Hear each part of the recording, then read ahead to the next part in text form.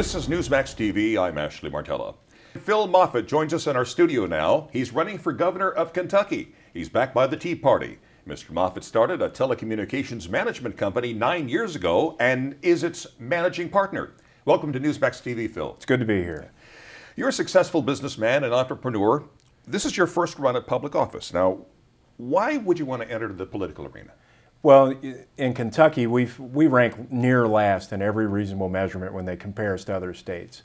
And it just has driven me crazy over the years that we continue to do the same things over and over again, continue to elect the same people over and over again, and expect a different result. And during that time in Kentucky, just like in the federal races, we've accumulated a ton of debt in the last decade, yet the results just aren't there. And it's time for a new look at things, a businessman's mentality in the governor's office, and that's why I'm running. Speaking of debt, you say on your website, Kentucky has over $7 billion in authorized debt and a $30 billion plus underfunded state employee retirement fund. How would you go about attacking this problem? Well, the first thing you do when to stop going into debt is to stop digging the hole. And what we need to do with our employee pension plan is we need to convert it from a defined benefits plan to a defined contribution plan, just like you have with a 401k or an IRA. And if we do that, we can stop digging the hole. After that, we just need to make common sense decisions on how to buy out that pension plan. And there are some people that have already retired or that are near retirement that need to get the pension because they deserve it. But stopping spending and spending beyond your means, it's very basic stuff. All right, you hone in on what you call excessive labor union wages mandated by state law. Now, New Jersey's Republican governor, Chris Christie, is taking on the unions in this issue. What would be your approach for Kentucky? Well, God bless Chris Christie for paving that road for us, to be honest with you. Our labor unions, our public employee unions in Kentucky, they make more than the private sector and they have these massive benefits programs. And it's totally upside down. We have to stop. I'm not against unions per se, but I am against public employee unions because we have what is essentially an iron triangle. The employees unions the dues are taken to the union PACs, and then those PACs fund politicians to do pro-union legislation. And basically that's a centrifuge that we have to stop, and it's just bleeding the taxpayer dry. So we need to attack that right now, just like Chris Christie is. Many states, not just yours, are in financial peril. Do you think the federal government should bail out these troubled states? Absolutely not. The federal government is part of the reason that we are in the position we're in, because all of these programs that they forced on us, through regulatory agencies and through law, always have tentacles attached and require the state legislatures to spend more and more money that they don't have.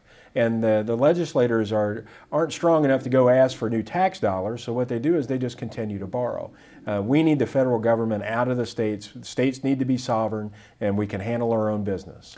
You say Kentucky's business environment is not competitive. What would you do to change that as governor? Well, our tax code. We don't attract businesses to Kentucky, and we never have on a regular basis. And the reason is we have 240 different state taxes, fees, and surcharges. And we want to strip that away and replace it with a single rate consumer sales tax on all goods and services at the retail level. And states that have done that in the past, eliminated things like income taxes and embedded taxes on products, are the states that prosper the most. The Floridas, the Tennessees, the Texases.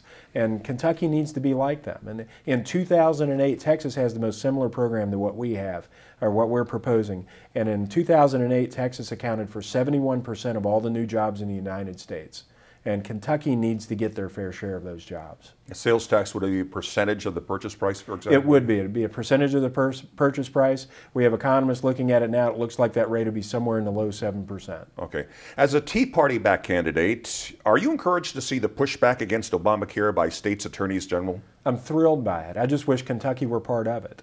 Our Attorney General is a Democrat, and he chose not to join the fight. Our sitting governor is a Democrat, and he chose not to join the fight. And when I'm elected governor, if the Attorney General continues to be a Democrat, because their race is up this year as well, if it continues to be a Democrat in that seat that won't take it on, we'll raise money and hire outside counsel to get Kentucky involved in that suit. How is Medicaid portion of Obamacare affecting Kentucky?